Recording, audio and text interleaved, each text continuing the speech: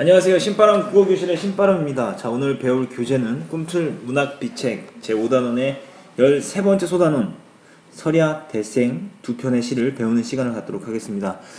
우리 교재 182쪽이고요. 오늘도 열심히 공부해 주시길 부탁드리면서 그럼 바로 수업을 시작하도록 하겠습니다. 자, 김광균 시인의 시 두 편인데요. 이 김광균 시인의 특징을 정리해 두실 필요가 있습니다. 먼저 1930년대 모더니즘 시인데요.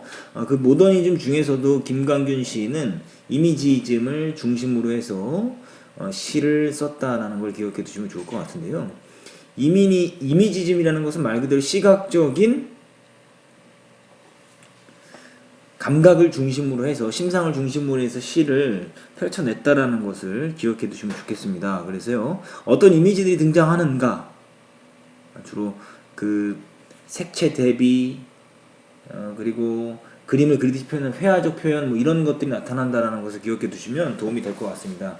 오늘 첫 번째 설야, 눈이 내리는 밤이다라는 거죠. 한번 배워보는 시간을 갖도록 하죠. 자, 어느 먼 곳에 그리운 소식이기에, 먼 곳, 시적 허용이죠? 먼 곳에 그리운 소식이기에 이 한밤 소리 없이 흩날리느뇨 라고 지금 이야기하고 있습니다. 자, 눈을 뭐라고 표현했냐면요, 먼 곳에 그리운 소식이다 라고 표현했어요. 네모칸 치는 것들은 다 뭐냐면 눈의 보조관념이에요.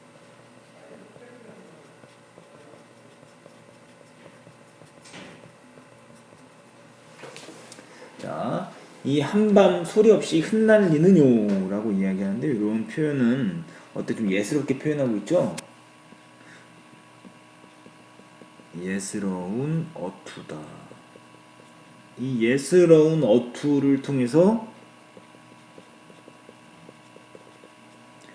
애상적 분위기를 나타낸다라는 거죠. 자, 근데 지금 보니까요, 지금 뭐라고 이야기하냐면 그립다라고 이야기를 하고 있습니다. 이거 빨간색으로 해야 되겠네요. 그립다라고 이야기합니다. 자, 첫 번째 소주제를 보시면요, 한밤에 흩날리는 눈이다 라고 이야기를 하고 있습니다. 자, 계속 가보죠. 3행. 처마 끝에 호롱불 여위워 가며, 호롱불이 여위워 간다 라는 건 뭐를 의미하는 거냐면 밤이 깊어 간다 이 소리죠.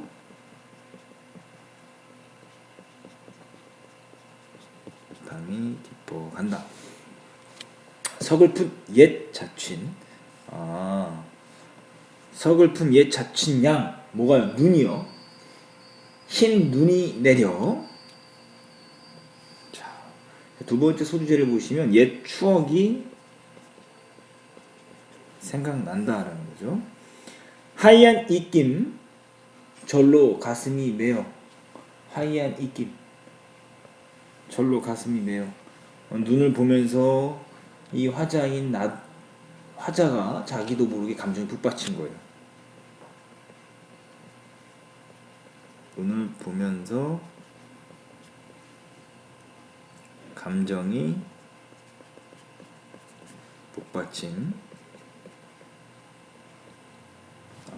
북받침이라고 해야 되죠.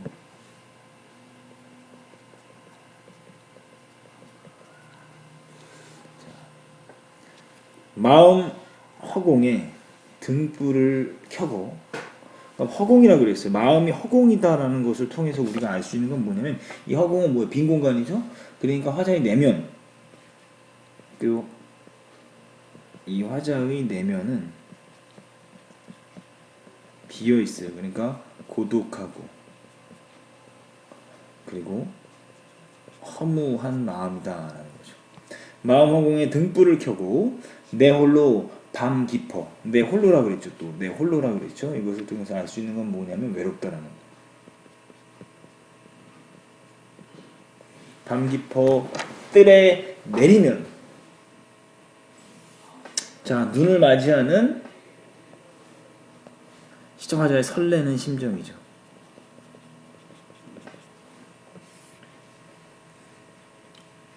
먼 곳에 여인의 옷 벗는 소리.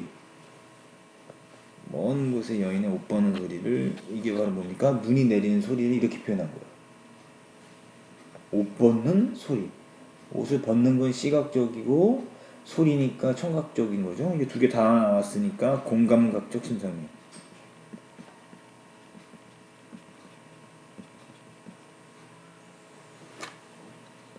신비감이 드러나는 표현이죠. 자, 눈 내리는 소리를 지금 듣고 있습니다. 희미한 눈발, 이는 어느 이뤄진 추억의 조각이기에 이뤄진 추억의 조각, 눈을 의미하는 거죠. 싸늘한 추회, 이리 가쁘게 설레이는요. 또 예스러운 표현 나왔죠.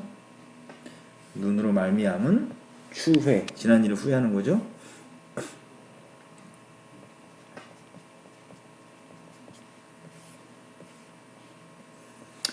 한 줄기 빛도 향기도 없이 홀로 차단한 차디찬 의상을 옷을 입고 흰눈은 내려서 쌓여 내 슬픔 그 위에 고이 서이다. 결국 화자의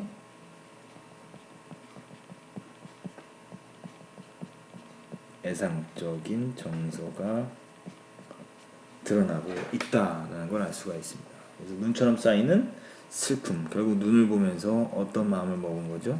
슬픔의 마음. 눈 오는 것을 보면서 슬픔의 감정을 느끼고 있다라는 겁니다. 그냥 보도록 하죠. 이제 빨간 거 한번 아까 찾아보죠. 우리가 빨간 거 찾았었는데요. 그 빨간색 그립다, 먼 곳에 그리운이다라고 했는데요. 두 번째는 어떠냐면, 두 번째는 뭐라고 이야기했냐면요. 서글프다라고 이야기합니다. 여기서 보시면 서글프다. 그렇죠? 그리운의 서글픈 마음, 계속해서 이런 감정들이 드러나는 거죠. 그래서 쭉 내려가 보면 추회라고 지금 이야기하고 있죠. 지나간 일 후회하는 후회의 감정이 쭉 나오고, 그러다가 어때요?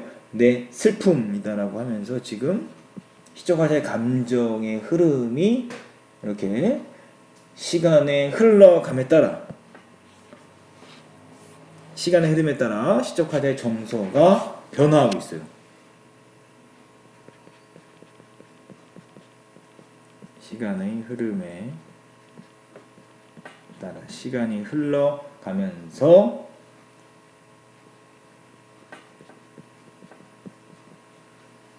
화자의 정서도 변화하고 있다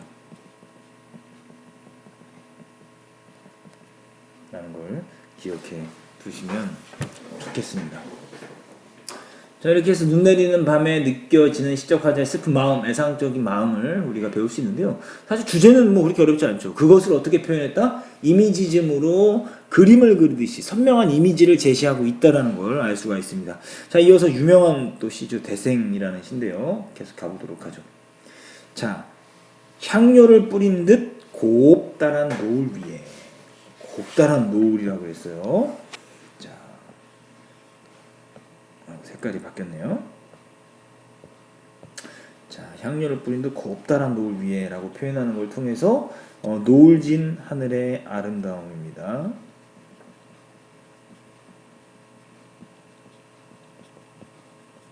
이렇게 아름다운 모습을 이미지징으로 표현합니다. 근데 여기서 어떤 심상을 썼어요? 공감각적 심상을 사용했다라는 것. 공감각적 심상. 자, 시각에 향료를 뿌리는데 향료는 어때요? 후각이잖아요. 노을은 시각이잖아요. 시각의 후각화가 이루어진 거죠. 전신주 하나하나 기울어지고, 전신주 하나하나 기울어진다라는 소리는 뭐냐면요. 전신주가 이제 어둠 속에 잠기는 모습이에요. 주가 어둠 속에 잠기는 모습을 이렇게 표현한 거죠. 자, 노을 지며 어두워져 가는 하늘이다. 자, 먼 고가선 위 밤이 켜진다. 밤이 켜진다라는 건 뭐하냐? 별들이 뜨기 시작하는 거예요.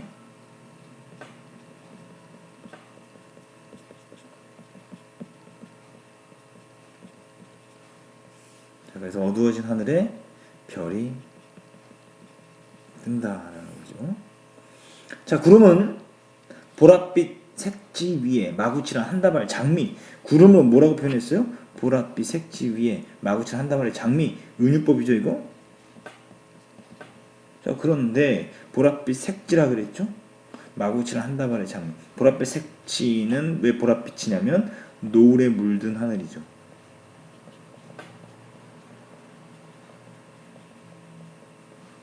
마구칠한 한 다발 장미. 이건 노을에 물든 구름이죠.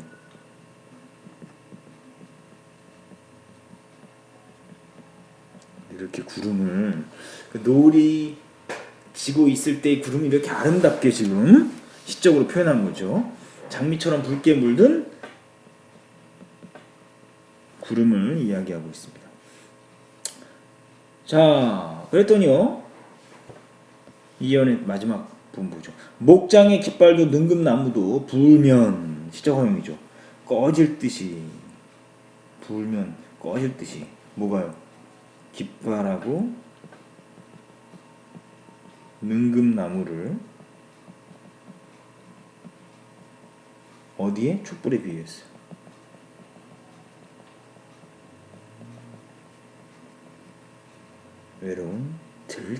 외로운 들길이라고 말하면서 외롭다라고 했죠. 들길이 외로울 수 있나요? 이것은 뭡니까? 감정이 이입된 거죠. 이것은 화자의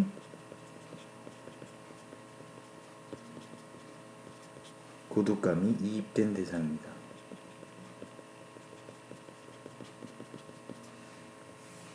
자, 그래서 쓸쓸한 들길을 이야기하고 있습니다. 뭐 노을이라는 것, 그 시간이 해가 지는 시간이죠. 그 느껴지는 감정이 그 외로움, 그 슬픔, 하루가 마무리 짓는 거니까요.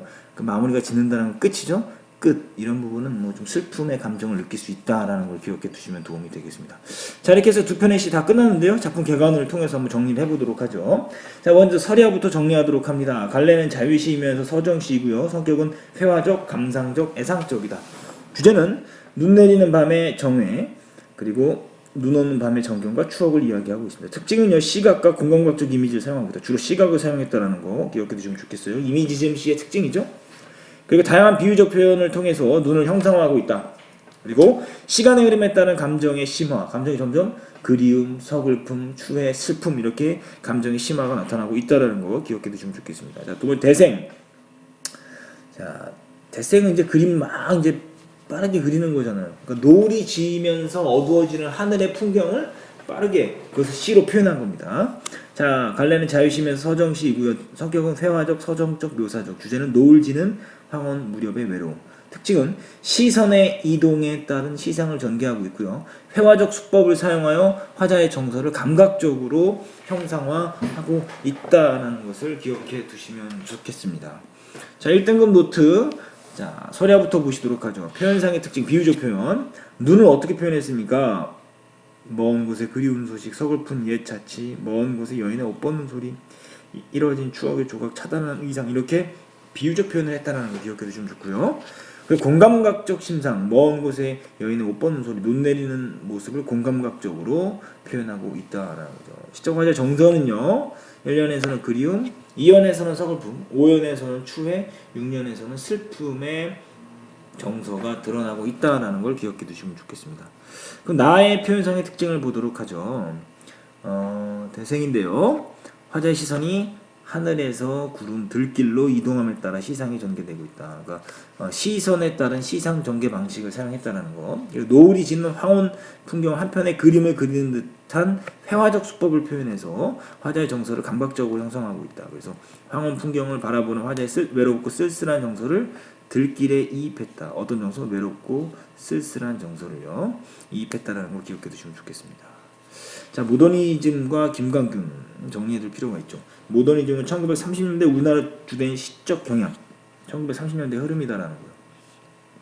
선명한 이미지를 제시하기 위해 회화적 그리고 색채적 수법을 주로 활용하였다.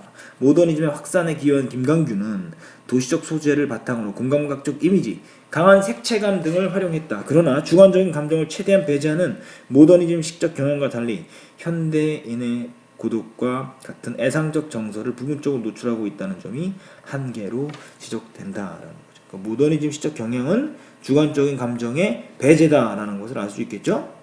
그런데 김강균 씨는 부분 그 부분이 그 주관적 정서가 드러나기 때문에 한계가 있다라고 이야기를 하고 있습니다. 자, 이렇게 해서 오늘 시 두 편을 배웠습니다. 김강균 시인의 시를 다 배웠는데요. 오늘 배운 부분을 오마이노트로 정리하시고요. 관련 문제 풀어보시는 것이 여러분의 과제입니다.